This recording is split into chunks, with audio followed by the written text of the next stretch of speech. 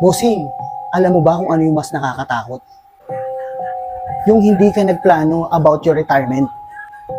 Tapusin mo tong video na to at ituturo ko sa'yo kung paano ang diskarte. Alam mo, real talk tayo. Sa panahon ngayon, ang hirap at the age of 60 or 65 years old, nagtatrabaho ka pa to survive. At lalong hindi, investment ang mga anak. And lastly, sa panahon ngayon, pag wala kang pera, wala ka. Hindi ka pag-aagawan ng mga kamag-anak mo. So you better get ready. And we need to be ready. Paanong diskarte? Tuturo ko sa iyo ngayon.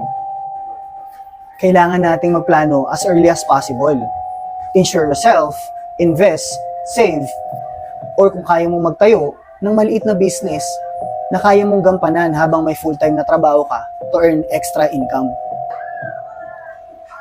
Kaya habang healthy ka pa, maximize your income. Plan your retirement early so you can live your life to the fullest. Do you want to plan early? Or wala ka pang plano at all? Tara, pag-usapan natin.